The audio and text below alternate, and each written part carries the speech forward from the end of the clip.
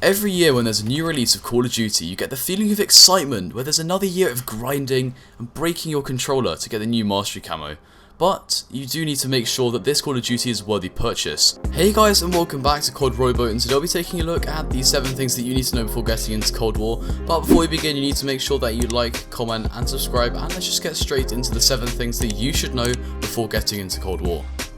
First of all, you're going to want to know what you're getting, because you're buying a new Call of Duty. So there's going to be a campaign, a multiplayer and a zombies.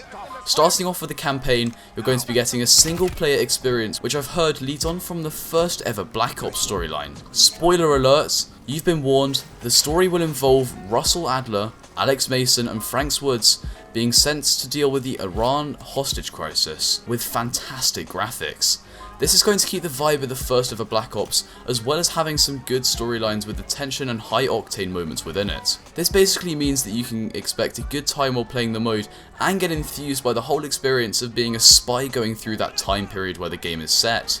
Second of all, the multiplayer experience in this Call of Duty has had mixed feedback, with many people saying that it's just not as good as some others, and the main reason that they bought it was for the zombies in the campaign, so just be aware, because there are reports of lots of hacking with no manual reports and a few bugs. However, there is still a large proportion of people who are having an absolute blast of a time playing this multiplayer, so I wouldn't be too scared and I'm sure you'll enjoy it.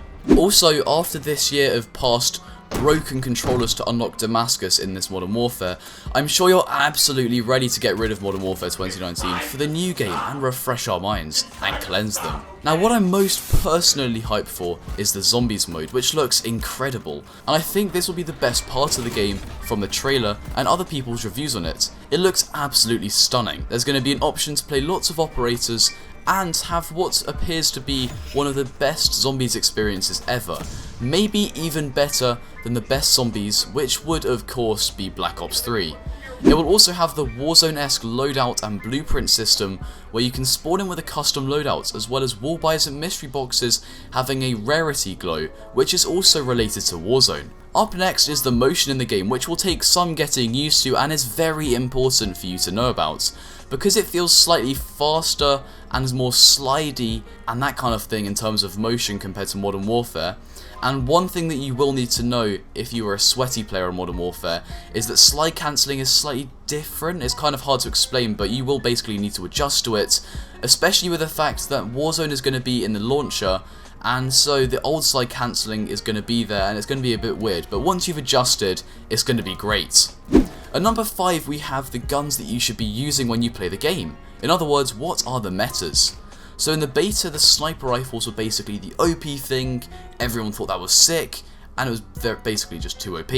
But now when they've released the full game, it seems like they've absolutely nerfed snipers into the ground. So the next best option, in my opinion, following the trend from Modern Warfare, is the MP5, which is a solid gun and absolutely takes down opponents if you put on the right attachments.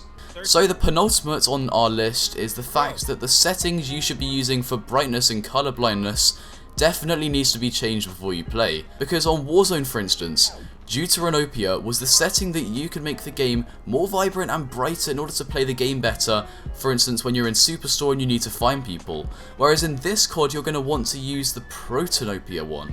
However, since this game is different to Warzone and you're not going to be running around tiny dark rooms, the lighting and situations are going to be different, so I think you need to pick the one that suits you the best, so which could actually end up being no colorblind settings or no brightness settings, but personally I'd take a look. Finally, we have what I think may be the most cool thing on this list, which is the fact that console players can now change their field of view, which in my opinion is an absolute revolution for console players, who now have another thing on PC players, meaning they can try it out and see if it's actually worth it, or if they prefer normal FOV after all. So overall, this is a list of 7 things that you should be aware of before getting Cold War, and what you need to do before you start grinding in the game to make your experience the best it could possibly be for this year. If you have any other things that you think I should know before getting into Cold War, then let me know down in the comments.